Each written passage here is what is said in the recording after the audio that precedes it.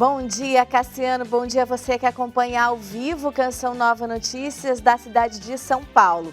Vemos como está o tempo nesse momento na capital paulista. Segunda-feira fria, com muitas nuvens e máxima que não passa dos 20 graus. Agora são 9 horas e 32 minutos e nós vamos juntos até às 10 horas, conferindo as principais notícias desta manhã. De Roma, nossa equipe mostra como foi o encerramento do Encontro Mundial das Famílias. E ainda a decisão histórica sobre a vida. A Suprema Corte dos Estados Unidos derruba a lei que permitiu o aborto no país. Conheça mais sobre a devoção ao Sagrado Coração, ou melhor, a Nossa Senhora do Perpétuo Socorro, celebrada hoje. Nós voltamos em 2 minutos. Veja aí como fica o tempo em Belém, no Pará. Por lá, o dia vai ser de sol com aumento de nuvens agora pela manhã e pancadas de chuva à tarde. A máxima é de 32 graus.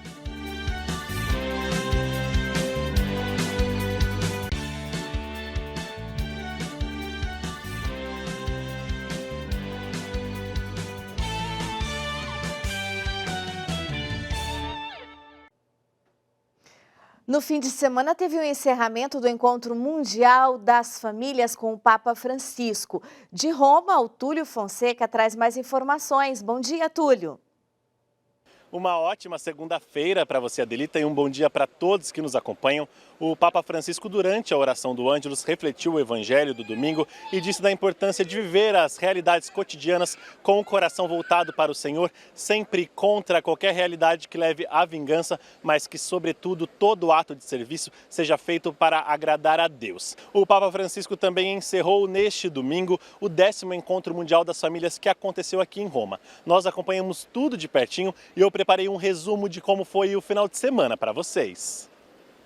Adoração ao Santíssimo Sacramento, testemunhos e muita alegria preencheram a Sala Paulo VI com um único desejo: proclamar ao mundo que a santidade é possível também no ambiente familiar. Francesco, filho adotivo do primeiro casal beatificado na história da Igreja em 2001, Luigi Beltrame e Maria Corsini, testemunhou a beleza de um percurso simples feito por seus pais, mas que levou aos altares, pois a base sólida do seu matrimônio foi sempre Jesus Cristo. E o momento mais esperado do dia foi a Santa Missa com o Papa Francisco na Praça de São Pedro. O Santo Padre, ao pronunciar a homilia, destacou que a família é o lugar do encontro, da partilha e da saída de si mesmo, e completou: durante esses dias do encontro afirmamos a beleza da família. Sentimos mais do que nunca que devemos defendê-la. Que dobbiamo difenderla. O pontífice também se direcionou aos jovens e afirmou que a aposta no amor familiar é corajosa e destacou que um relacionamento verdadeiro não é possessivo, traz liberdade sempre. E ao citar os momentos difíceis e de crise, o Papa recordou: não tomem a saída fácil, aquela de voltar para a casa da mãe. Vá em frente. Haverá tempos difíceis, mas o seu marido, sua esposa, tem aquela centelha de amor que você sentiu no início. Redescubram o amor. Rediscover l'amore. Já o encerramento do grande evento aconteceu após a oração do Ângelus. As famílias receberam o envio missionário do Papa Francisco e, com o coração repleto de boas experiências e gratidão, desejam percorrer o caminho através de um autêntico testemunho que a Igreja lhes indica. É uma grande alegria, eu diria assim, além da alegria, é uma graça estarmos aqui, né? Celebrarmos, podermos participar do 10º Encontro Mundial das Famílias, como um todo, né? De início ao fim, e sairmos aqui a partir desse envio do Papa Francisco, né? Que nos envia para o mundo, né? E nos envia para a missão. Então, viemos representando o país e agora nós temos essa responsabilidade de fazer ecoar pelo Brasil todo, né, essa mensagem, ou essas mensagens tantas que nós ouvimos e participamos aqui nesse 10º encontro.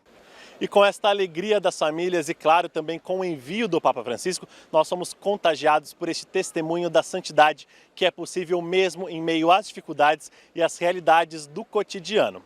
Recordo que todo o resumo do Encontro Mundial das Famílias, tudo o que aconteceu aqui em Roma, você encontra no site noticias.cançãonova.com. Do Vaticano, Túlio Fonseca para o Canção Nova Notícias, edição da manhã. Tá certo, muito obrigada, Túlio. E em decisão histórica a favor da vida, a Suprema Corte dos Estados Unidos derrubou a lei que por meio século permitiu o aborto nos Estados Unidos. O julgamento, concluído na sexta-feira, entendeu que a Constituição norte-americana não faz menção específica ao direito ao aborto. Com a decisão, a maioria dos estados americanos devem restringir ou até proibir o aborto, preservando assim a vida de milhares de crianças. A Igreja Católica aprovou a decisão. Os bispos pediram ainda por leis e políticas que promovam e protejam os mais vulneráveis. No Vaticano, a Pontifícia Academia para a Vida incentivou os governos a adotarem políticas que favoreçam a vida, sem cair em ideologias. Aqui no Brasil, o professor Dalton Ramos, que é membro da Pontifícia Academia para a Vida, comentou o assunto. A Pontifícia Academia para a Vida do Vaticano apresenta-nos uma declaração referente à recente decisão da Suprema Corte norte-americana sobre a questão do aborto. Isso é muito importante, não só para a sociedade dos Estados Unidos, mas também para o mundo todo. Isto porque acena-nos, aponta-nos, resgata para nós, né, um princípio fundamental que a Igreja sempre nos lembrou, sempre nos ensinou, do valor da dignidade de cada vida humana desde o momento da concepção. Em termos de legislação, em termos de políticas públicas, o que isso significa? Significa que devemos desenvolver políticas públicas que favoreçam a educação, que favoreçam a saúde, que favoreçam as condições econômicas de forma a permitir que as pessoas possam, né, viver com dignidade. E aí também se possa fortalecer a maternidade. E naquelas situações onde essa situação de maternidade se apresenta dentro de um quadro de vulnerabilidade, de uma situação de maior precariedade, de uma situação que exige um apoio institucional, um apoio da comunidade, existam políticas públicas que possam dar o suporte para que essa pessoa, essa mãe, possa ter esse filho, possa levar essa gestação até o seu final, e também devemos ter políticas públicas de apoio a essa mulher, de apoio aos seus familiares, de apoio a todos os que estão no seu entorno e também a esta criança nascente. Eventualmente até com uma adoção. Então também devemos ter políticas públicas que favoreçam o processo de adoção. Só assim podemos então estar efetivamente, enquanto sociedade civil, enquanto legislação, enquanto leis, né, estar favorecendo a vida e não favorecendo a morte. A campanha de vacinação contra a gripe segue até o dia 3 de julho, mas faltando poucos dias para o encerramento, somente 53% dos brasileiros que fazem parte do público-alvo conseguiram se vacinar. Por isso, a imunização foi ampliada para toda a população. O Sidney Fernandes, ao vivo, tem mais informações para a gente. Bom dia, Sidney. Bom dia, Adelita, e a todos que acompanham o Canção Nova Notícias. 76 milhões de brasileiros fazem parte do público-alvo, mas o Ministério da Saúde decidiu ampliar essa vacinação contra a gripe a toda a população. Isso porque, como você bem disse, 53% da população se imunizou contra a gripe. Aqui na cidade de São Paulo, essa ampliação já começou ainda na semana passada, e por isso eu vou conversar agora com o Luiz Arthur Caldeira, coordenador de Vigilância em Saúde aqui do município de São Paulo. Luiz, bom dia. Bom dia a todos. Como que está a campanha de vacinação contra a gripe aqui na cidade de São Paulo? Na cidade de São Paulo, esse ano nós estamos com uma baixa adesão à campanha de vacinação contra a gripe.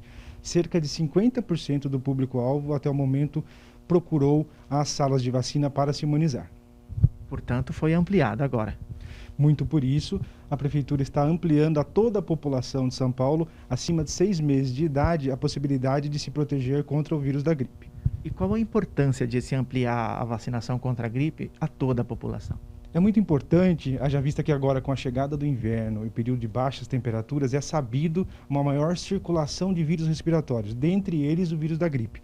Então, para que nós possamos impedir possíveis surtos de gripe na cidade, nós estamos ofertando essa vacinação a toda a população acima de 6 meses de idade. E a que se deve essa baixa adesão? Essa baixa adesão se deve muito à comparação com a doença Covid-19, uma baixa percepção de risco frente às complicações que o vírus da gripe também pode afetar as pessoas. Então, principalmente os grupos elegíveis, eles acabam não se preocupando tanto em se imunizar contra a gripe, haja vista tudo que nós estamos enfrentando contra a Covid-19. Mas é importante que as pessoas tenham essa percepção que o vírus da gripe pode sim ser potencialmente grave. E o público-alvo, né, da campanha deve continuar se imunizando contra a gripe, é isso? Sim, muito por isso. O público-alvo, que é justamente o público mais suscetível a ter complicações, principalmente idosos, crianças e gestantes, mais que nunca devem procurar as unidades de saúde e se vacinar. Agora que abrimos essa possibilidade para toda a população, os estoques devem ir rapidamente. Então é importante, enquanto há vacina disponível, que esse público elegível procure os serviços de vacinação para se imunizar. Tá certo, obrigado pelas informações. O Ministério da Saúde disponibilizou 80 milhões de doses. Aqui em São Paulo, o público-alvo, né, são 4 milhões, 2 milhões e meio já se vacinaram. Adelita, eu volto com você. Tá certo, muito obrigada, Sidney. Agora a gente vai para o intervalo e a seguir a reunião da cúpula da OTAN em Madrid. Vemos agora imagens de Brasília, na capital federal. A semana começa com tempo firme e céu claro. Os termômetros ficam entre 11 e 27 graus.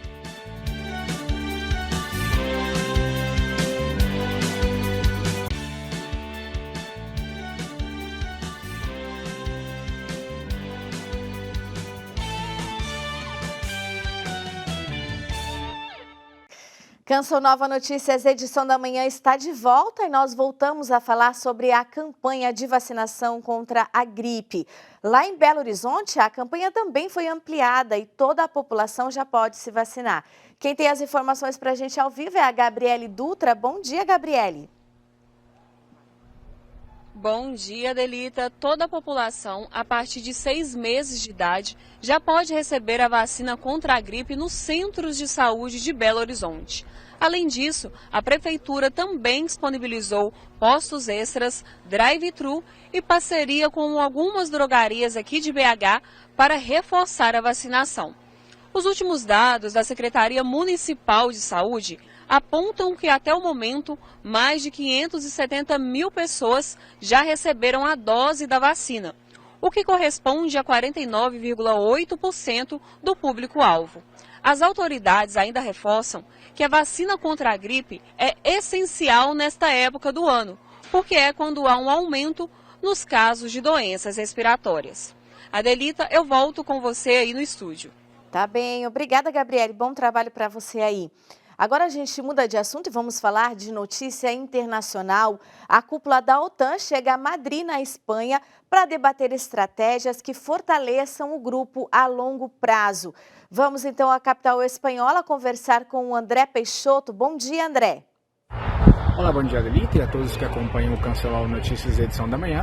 É isso mesmo, os líderes da OTAN chegam aqui em Madrid para a reunião que tem o objetivo de fortalecer a união do grupo, elaborar um plano estratégico e a defesa dos países membros, principalmente depois da invasão da Rússia na Ucrânia.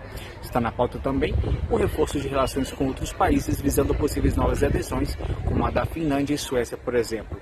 Para essa reunião, é esperada a presença de 40 líderes políticos mundiais, entre eles do presidente dos Estados Unidos, Joe Biden, que antes da reunião da OTAN se reúne com o primeiro-ministro da Espanha, Pedro Sánchez. Destaque também para a participação do presidente francês, Emmanuel Macron, do primeiro-ministro do Reino Unido, Boris Johnson, e Olaf Scholz, da Alemanha. Esses líderes estão reunidos no país alemão desde domingo, na reunião do G7, que são as 7 principais potências mundiais. O presidente da Ucrânia, Vladimir Zelensky, também participará dessa reunião em Madrid e deve ser através de videoconferência. Está prevista a presença de mais de 5 mil pessoas, pertencentes às delegações e profissionais da imprensa. A reunião, que vai até quinta-feira, contará com um reforço policial de quase 10 mil agentes.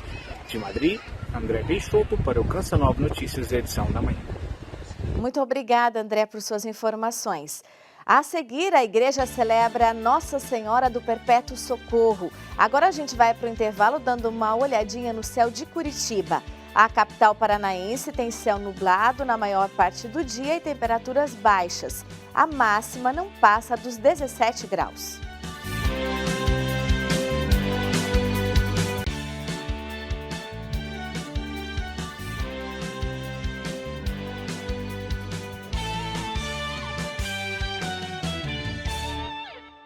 Olá, estamos de volta e hoje é dia de Nossa Senhora do Perpétuo Socorro. E para falar dessa devoção, Francisco Coelho está num santuário dedicado a ela em Taguatinga, no Distrito Federal. Bom dia, Francisco. Bom dia, Adelita, e a todos que acompanham o Canção Nova Notícias, edição da manhã. Pois essa devoção à Nossa Senhora do Perpétuo Socorro começou e foi difundida com os padres redentoristas. Mas para falar melhor sobre como é essa devoção à Nossa Senhora do Perpétuo Socorro, eu estou ao lado do missionário claretiano, padre Antônio Fausto Valença, que é o reitor do Santuário do Perpétuo Socorro aqui no Distrito Federal. Padre, muito bom dia, obrigado pela entrevista. Então conta pra gente como surgiu, foi há muitos anos, muitos séculos, que surgiu essa devoção. Perfeitamente. Bom dia a todos. Realmente foi no final do século XV. Ela é de origem oriental grega, esse ícone, e depois um negociante roubou o quadro do altar onde estava, na ilha de Creta, e foi venerado ali pelo povo cristão desde tempos imemoráveis. Esse senhor escapou milagrosamente de uma tormenta em alto mar, levando o quadro até Roma. E a devoção foi se difundindo. Como bem sabemos, é uma devoção bem específica dos queridos missionários redentoristas, com a tradicional novena de todas as quartas-feiras. Aqui nesse santuário, é assumido já desde a década de 60 pelos missionários claretianos, nós realizamos a novena em todas as quintas-feiras do mês. É uma devoção que nos é muito cara. E nesses dias estamos vivendo a novena em honra de nossa padroeira. Essa novena se estenderá até o próximo domingo, na solenidade de São Pedro e São Paulo. Hoje, o dia dela mesmo, tivemos já uma Santa Missa festiva às 7 horas da manhã e teremos à noite, que será o 4º dia da nossa novena, em preparação à grande festa. E Padre Fausto, muito obrigado por contar um pouco dessa tradição, dessa história para a gente. Adelita, eu volto com você nos estúdios. Obrigada, Francisco. E a semana começa com temperaturas amenas no sul e no sudeste. Já no nordeste, o destaque é a chuva. Vamos conferir como fica o tempo. Na região sul, o risco de temporais aumenta no extremo sul do Rio Grande do Sul. Apesar da nebulosidade, não chove em Santa Catarina e no Paraná, mas as temperaturas continuam amenas. No sudeste, as instabilidades perdem força em parte da região e não há previsão de chuva. O sol predomina no centro-oeste. A falta de chuva e o tempo seco aumentam o risco de queimadas. A umidade relativa do ar continua extremamente baixa nos 3 estados e no Distrito Federal. Na região norte, a semana começa quente. O sol predomina com pouca nebulosidade no Amazonas, Amapá, Pará e sul de Roraima. Chove de forma isolada em Belém e Manaus, mas o tempo continua firme em Palmas, Porto Velho e Rio Branco. No Nordeste, dia de muita nebulosidade e chuva forte em vários momentos entre Alagoas, Sergipe, leste e sul da Bahia. Em Natal e João Pessoa, pancadas isoladas. Chove de forma passageira desde o litoral do Maranhão até o litoral do Ceará. Demais áreas com tempo firme e seco. Em Fátima, a Jornada Mundial da Juventude foi o destaque da 10ª edição dos Workshops Internacionais de Turismo Religioso.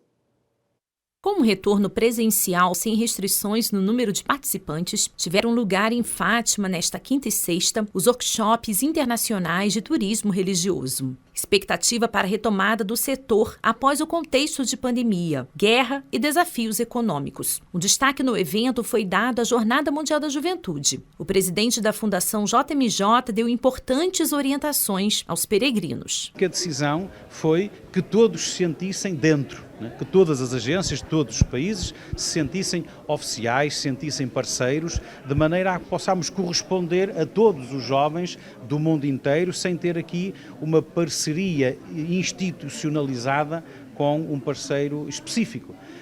Pensamos que assim podemos corresponder melhor, quer às expectativas do mundo das agências, quer também àquilo que são as necessidades de cada jovem nos mais diversos países. Daí que seja muito importante os jovens terem intermediações de profissionais e de agências certificadas para que tudo corra da melhor maneira. A hospedagem dos jovens será em Lisboa, Setúbal e Santarém. A missa de abertura da JMJ será no Parque Eduardo VII e a vigília do sábado no Parque do Tejo. Segundo o bispo, o grande evento mundial do Papa com a juventude representará o maior evento em Portugal dos últimos 20 anos. Um grande projeto de revitalização da pastoral juvenil que já se encontra em andamento. E nós ficamos por aqui, encerramos hoje com imagens do céu de Florianópolis. Fique com Deus!